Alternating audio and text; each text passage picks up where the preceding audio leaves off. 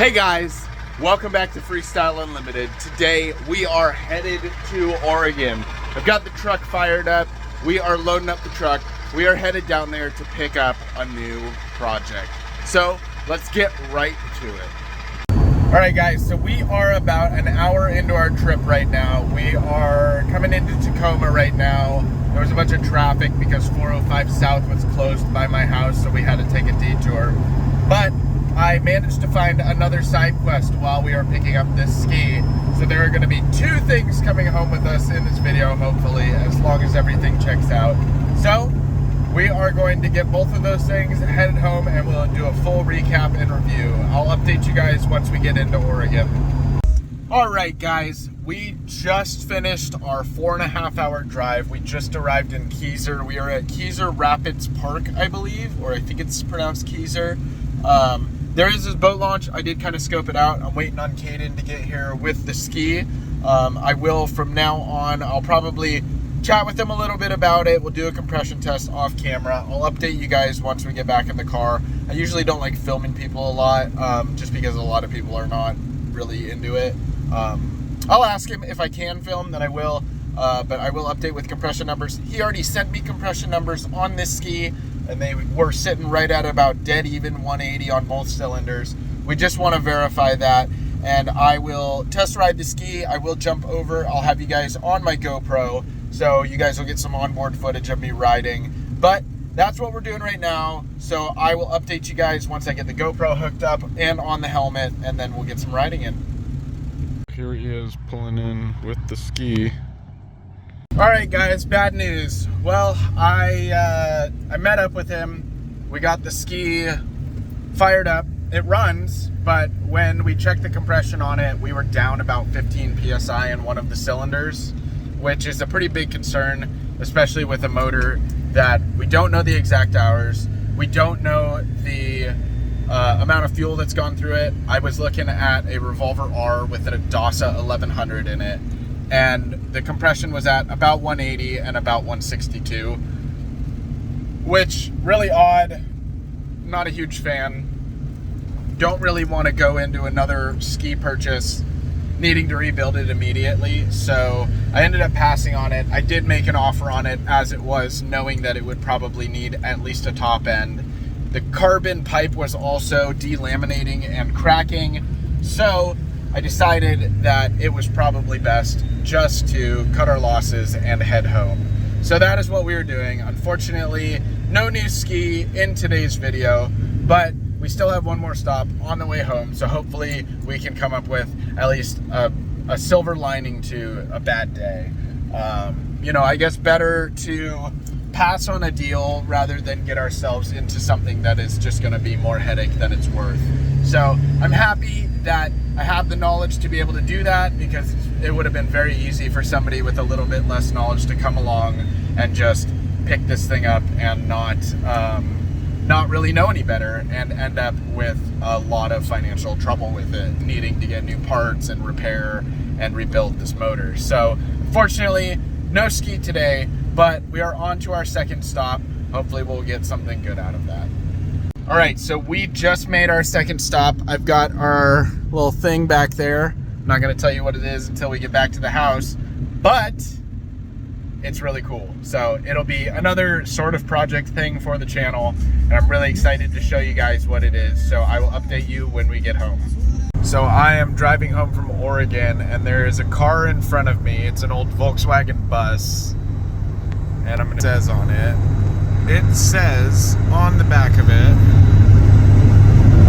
52 horsepower at work, please just pass. 1960, I believe. How cool is that? Hey guys, so we are finally back home. It is almost 9 o'clock. I have been driving all day. We didn't end up with a ski. The ski I was looking at was an LSP Revolver R, or just a Revolver R. I don't even know if LSP was actually around when Lee was making those skis. But it was a Revolver R with a DASA 1100. The compression was uneven. The carbon pipe was cracked. He had taken the electronics out and put stock electronics back in it. So like altogether it would have been a bunch of work, and he didn't want to come in price. he didn't want to come down in price enough to compensate for some of that stuff.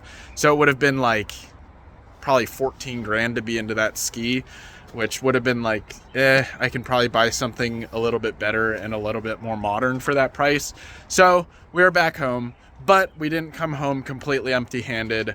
So let's take a look at what I picked up. I'm actually pretty excited about this. I'm not sure when I'll have it ready, but it is, we'll just take a look. So I picked up a hydro trailer. So I've always wanted one of these things. I'll pull it out so that you guys can see, and then we'll talk about it.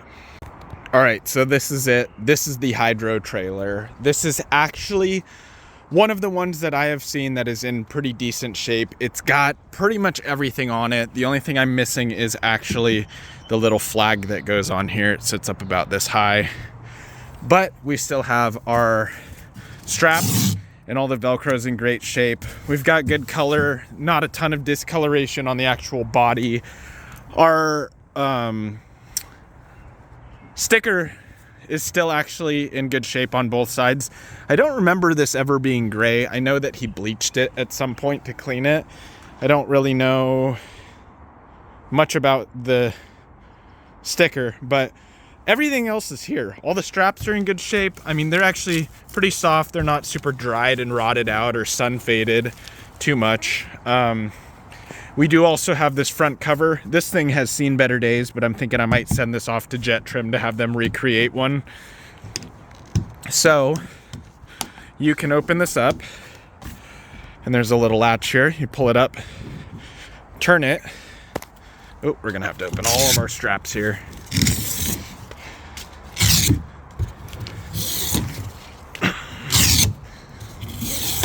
And this gives you a full dry storage.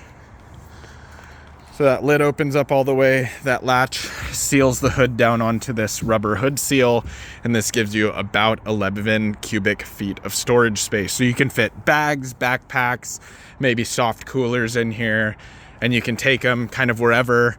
My whole idea behind this is I want to put this behind the chicken because I think it'll be a great runner for the river and whatnot. If we go up river for like a barbecue, we can fit like a small grill in here and take it up river with us. Because the Super Chicken doesn't really have a ton of storage, now we can take stuff with us wherever we go. The only issue with these is this is only half of the mount. This is the part that goes on the trailer. When these were first released, there was a mount that actually screwed into the back of your ski, and then there was a pin that ran through here to secure it. But pretty much impossible to find those because most of them were not sold with the trailers. They were not removed from the ski when the skis were sold. So they're on some ski somewhere, probably scrapped in a junkyard or something somewhere. I might have some luck finding one, but I'm not really sure. Otherwise, I've got an idea on how I'm going to make a universal mount for this. So I'm going to work on designing that and producing that, and then I will have those for sale if anyone else needs one. But this is kind of the come up of the day. It's a really, really good condition hydro trailer. I'm not too mad about it. I'm actually pretty happy we didn't come home completely empty-handed, but there will be another build, I guess. You know, we're gonna figure out the bracket situation here, clean this thing up, maybe get some Jet Trim stuff done on it, make this thing look nice, and get it hooked up to the chicken. So, like I said, today wasn't a complete bust. Not what I was expecting, not really what I was looking for, but hey, we got something new. So, it's another project for the channel. So, on that note, we've got the hydro trailer. I think I'm gonna call it for the day. I've been driving. I just kind of wanna lay down. But that's gonna be it for today's video. We'll look forward to the new hydro trailer build. I haven't seen a lot of content about actually getting these on the water on the internet or on YouTube. So we are going to be doing that on the series. In this hydro trailer series, we will be taking care of that. We'll get it mounted on the Super Chicken. I might also try and figure out a way to get it mounted on the Jetmate. And maybe we'll figure out a way to get it mounted on a stand-up, who knows. But we want to get it functional, we want to be able to use it. So that will be its own series on the channel. Another cool thing to look at, I'm starting to get quite the collection of obscure little things here. But you know, that's what we do here on Freestyle Unlimited. We are trying to keep the vintage skis alive, kind of the vintage ski culture alive. So that's what we're doing. Now we got another project, Hydro Trailer. There's a little walk around. The bottom is actually ridiculously clean. This thing is pretty darn neat, I'm not gonna lie. We've got our latch cover, which is actually really rare. I never see this on any of the skis. And we've still got all of our straps in good condition. And our little foam top piece here is in great shape. So super cool, super excited about this. I can't wait to get it on a ski.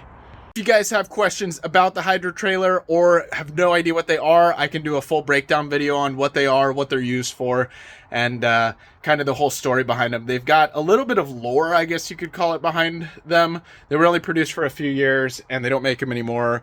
Some guy tried to revive the brand and start producing them again, but couldn't get the backing for it. But they're really cool. They're really rare to see.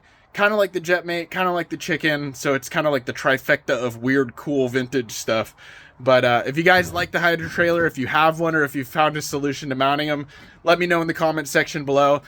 Other than that, that's going to be it for today's video. Let me know your thoughts on the Hydro Trailer and maybe the revolver that we went to look at. I'll probably post a picture of it so you guys can see what I was looking at. But that's going to be it for today's video. Thank you guys for watching, and we'll see you on the next one.